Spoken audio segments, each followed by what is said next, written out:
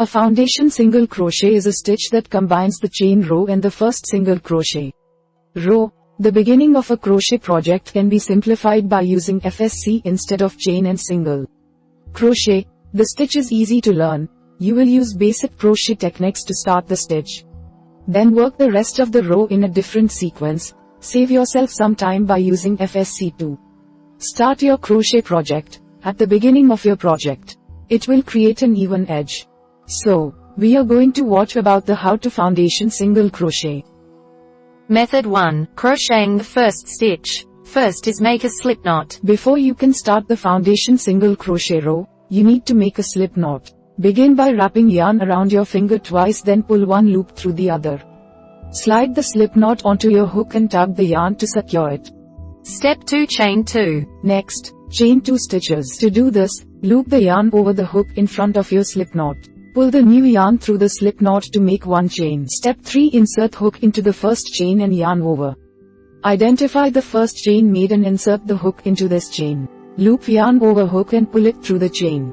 At this point, you will have 2 loops on your hook. Step 4. Loop yarn over and pull through. Next, loop yarn over hook and pull it through the first loop on the hook. This will make a chain of 1 and you should still have 2 loops on your hook. Step 5. Loop yarn over and pull through both loops.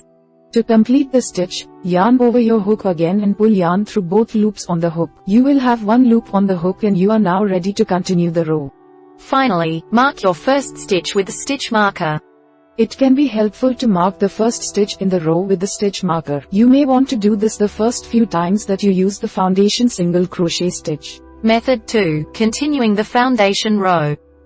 First is insert your hook into the stitch just made. To continue the row, you will follow a shorter sequence than what you used to create the first row.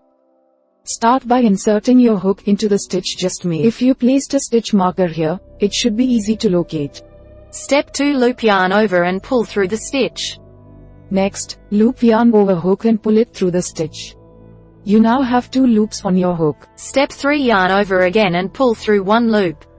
Loop yarn over hook again and pull it through the first loop on your hook to make a chain.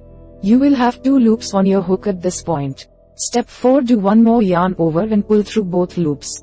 To complete the stitch, loop yarn over hook again and pull it through both loops on your hook. This will leave you with 1 loop on your hook again and you will be ready to start the sequence. Over. Finally, repeat the sequence to the end of the row. Continue the sequence for this stitch until you have the desired number of stitches in your row. You can then continue your project. Method 3. Identifying advantages of the FSC stitch. First is check the gauge of your yarn. Make a 4 inches row of FSC stitches and count them to determine the gauge of your yarn and hook. This could be a huge time saver if you are trying to determine your gauge for a project. Step 2. Crochet into the top and bottom of the row. The FSC stitch is a good option if you want to work on both sides of your foundation row. It is ideal for crocheting ovals like the sole of a slipper or baby bootie. Step 3. Avoid having to redo your first row.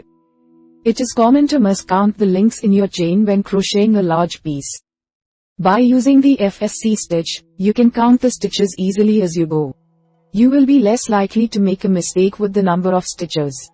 Finally, get a neater look. The FSC stitch produces a neater looking first row than by making a chain and crocheting into it. If you have noticed that your projects tend to look a little sloppy when you start them with a chain, try switching to the FSC. We hope it is useful to you. Please subscribe to our channel to upskill yourself.